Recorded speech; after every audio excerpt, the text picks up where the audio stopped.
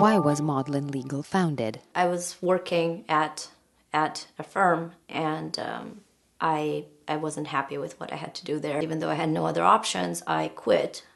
I thought I'm going to make space for something else to come into my life. I got a plane ticket to Colorado, and I flew to Colorado, and I didn't have a thought of my own business when I was getting onto the plane, but when I landed in Denver, I knew that I'm starting my business. Differentiating points of your company. It's a personal service company, so there's only one of me. There's no other me out there anywhere. So when you work with an attorney, you work with an individual. My law firm is nearly completely paperless, which as far as I know is nearly unheard of in the legal profession. What needs Modlin Legal was to solve? Most attorneys want to specialize in high net worth individuals, and there's a lot of attorneys and there's relatively few high net worth individuals. I decided I'm going to specialize in the other people, whom I jokingly call the mere mortals, because there's more of them and there's less attorneys specializing in them. Did you know where to start? No, of course not. I didn't know how to do anything. At this point, I mean, I had just finished law school. At this point, I barely knew how to practice law, let alone how to run a business. No, so I had no idea.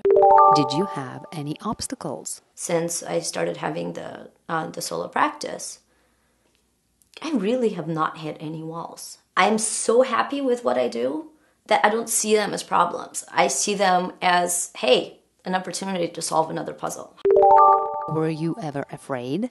I'm always afraid that I'm not going to succeed. And that's what keeps me going. That's what gets me going, working 14-hour days, going to networking events, meeting more and more people, finding time to work off of my, what I call lifelong to-do list, which is like kind of, establishing best practices for my business. Just everything takes so long and life's so short. There's such little time. What did you sacrifice when building the company? I made a very formal sacrifice of rock climbing and mountaineering. The biggest mistake when you started was discounting my services. The perceived value of what she was getting was reduced in my client's eyes.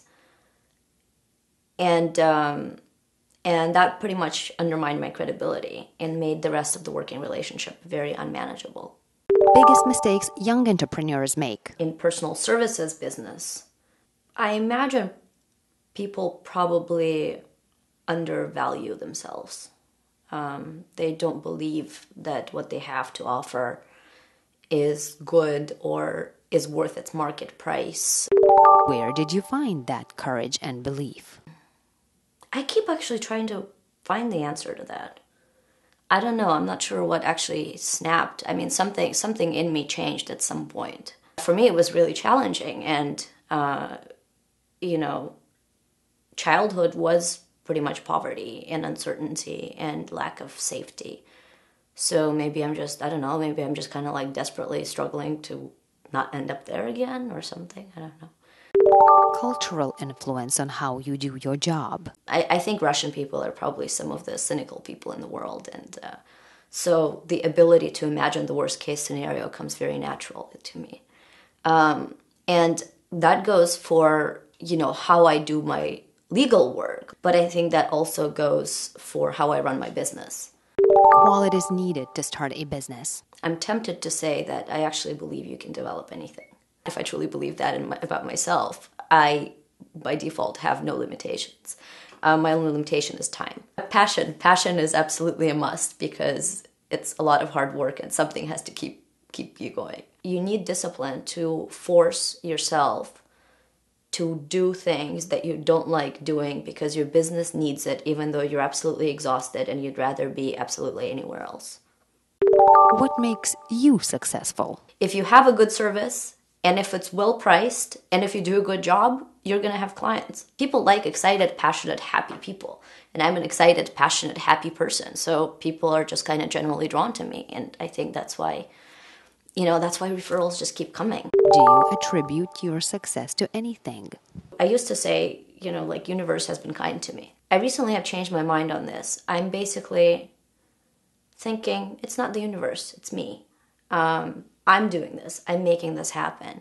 When I think, the universe suggested that I do this, no, I suggested it. and I evaluate it. So it's kind of like a newfound sense of ownership in my own success and in my own business. What is the one advice to people who want to start a company? The clients come before the logo. Money follows passion. So if you do what you truly want to do, and if you truly believe in what you're doing, and if you work your ass off to do a good job, money will come. Biggest achievement? My book. I've always wanted to write a book. Biggest failure? Oh, this is a good one. This is one of my interview questions. I don't hire people who have never had failures. I better have a failure. So far, I've been really bad at hiring people. Maybe it's because I ask them this question.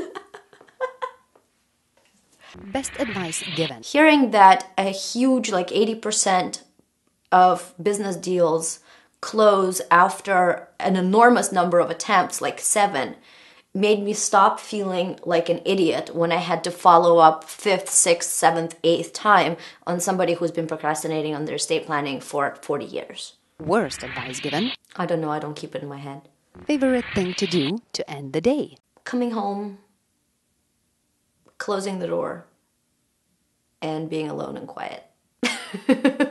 Favorite place for a business lunch? I love La Pizzeria in downtown Campbell. Happiest moment of your life? Maybe after the very first freelance lawyering seminar at Santa Clara. It was just very cool to deliver something that so many people found so powerful.